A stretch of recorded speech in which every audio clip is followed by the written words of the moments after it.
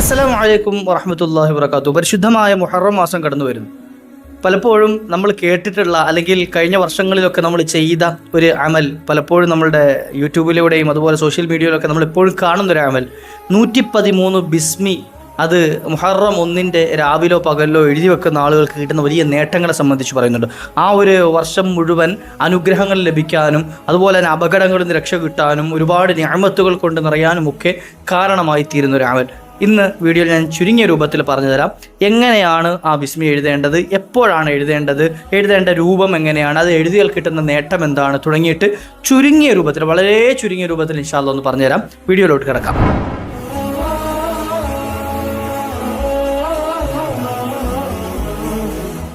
113 ബിസ്മി മുഹറം മാസത്തിൻ്റെ തുടക്കത്തിൽ നമ്മൾ എഴുതി വെക്കാറുണ്ട്. ഒറ്റ വെള്ളക്കടലാസിൽ എങ്ങനെയാണ് എഴുതേണ്ട രൂപം ഇൻഷാ അല്ലാഹ് ഞാൻ ഈ വീഡിയോയുടെ അവസാനം എഴുതി കാണിച്ചു തരാം എങ്ങനെയാണ് എഴുതേണ്ടത് എന്ന്. 113 ബിസ്മി, ബിസ്മില്ലാഹിർ റഹ്മാനിർ റഹീം വലിയ പവറുള്ള ഒരു ഇസ്മാണ് അല്ലേ. ബിസ്മി കൊണ്ട് നമുക്ക് ഒരുപാട് കാര്യങ്ങൾ നേടിയെടുക്കാൻ കഴിയും. ബിസ്മില്ലാഹിർ റഹ്മാനിർ റഹീം വീടിൻ്റെ വാതിക്കൽ, ബിസ്മി എഴുതി വെച്ച വീടിൻ്റെ വാതിക്കൽ ആരെങ്കിലും ഒരാൾ എഴുതി വെച്ച് കഴിഞ്ഞാൽ ആ വീട്ടിലേക്ക് ഷെറുകൾ കടന്നു വരൂല എന്നും അപകടങ്ങളിൽ നിന്നും രക്ഷ കിട്ടുമെന്നും ഒക്കെ ഹദീസിൻ്റെ ഗ്രന്ഥങ്ങളിൽ കാണാം. മഹാനായ മൂസാ നബി അലൈഹി സ്വലാത്തു വസ്സലാമിൻ്റെ ശത്രുവായ ഫറോവയെ പോലും അള്ളാഹു സംരക്ഷിക്കാൻ കുറേ കാലം അവന് അള്ളാഹു അവസരങ്ങൾ കൊടുത്തിരുന്നു അല്ലേ. രോഗം പോലും വന്നിരുന്നില്ല എന്നൊരു തലവേദന പോലും ജീവിതകാലത്ത് വന്നിരുന്നില്ല എന്നൊക്കെ ചരിത്രത്തിൽ കാണാം. ഇത്രത്തോളം ഒരു അള്ളാഹുവിൻ്റെ ഭാഗത്തു നിന്നുള്ളൊരു കാവൽ കിട്ടാനും രക്ഷ കിട്ടാനും ഒക്കെ കാരണം മഹത്തുക്കൾ വിശദീകരിക്കുന്നത് രാജാവിൻ്റെ കൊട്ടാരത്തിൻ്റെ മുകളിലായിട്ട്, അതായത് ഫിർഔന്റെ കൊട്ടാരത്തിൻ്റെ വീടിൻ്റെ മുമ്പിലായിട്ട് മുകളിലായിട്ട് ബിസ്മി എഴുതപ്പെട്ടിരുന്നു എന്നാണ്.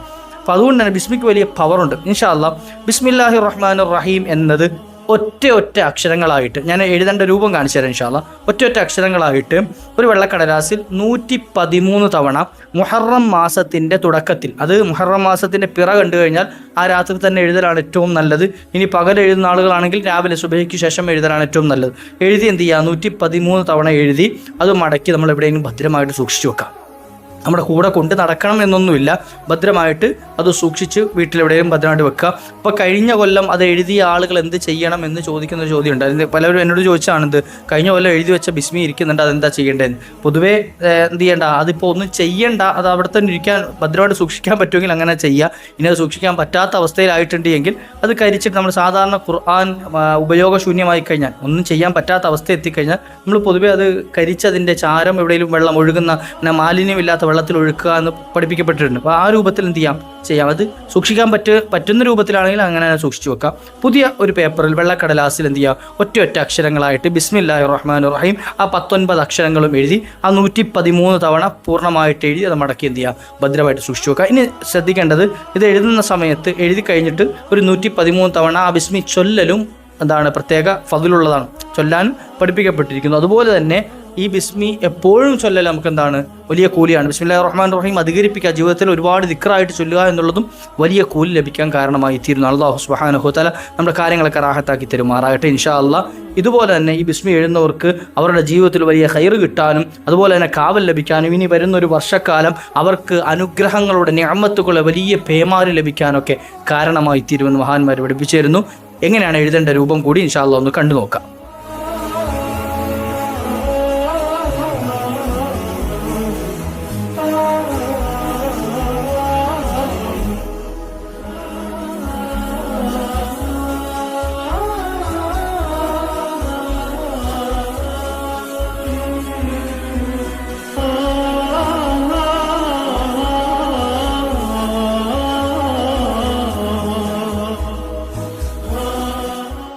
ഈ രൂപത്തിലാണ് എഴുതേണ്ടത്. ഞാനിപ്പോൾ എഴുതിയത് വരയിട്ട പേപ്പറിലാണ്.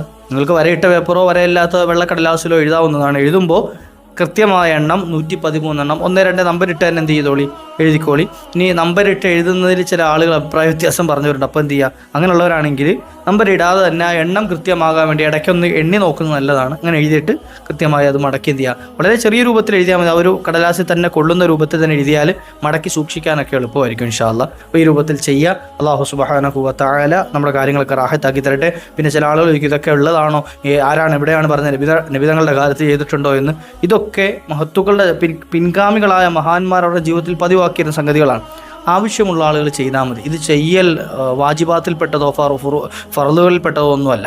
ചെയ്യേണ്ട ആളുകൾക്ക് ചെയ്യാം, വിശ്വാസമുള്ളവർക്ക് ചെയ്യാം, അല്ലാത്തവർക്ക് ഒഴിവാക്കാം. ഒഴിവാക്കി എന്ന് പറഞ്ഞിട്ട് നാളെ റബ്ബ് ചോദ്യം ചെയ്യുമൊന്നുമില്ല. അപ്പോൾ എന്ത് ചെയ്യുക, ആവശ്യമുള്ളവർ ചെയ്തു വെക്കുക. അള്ളാഹു നമ്മുടെ കാര്യങ്ങളൊക്കെ റാഹത്താക്കി തെരുമാറാകട്ടെ. വ ആഖിറു ദഅ്വാനാ അൽഹംദുലില്ലാഹി. അസ്സലാമു അലൈക്കും വറഹ്മത്തുള്ളാഹി.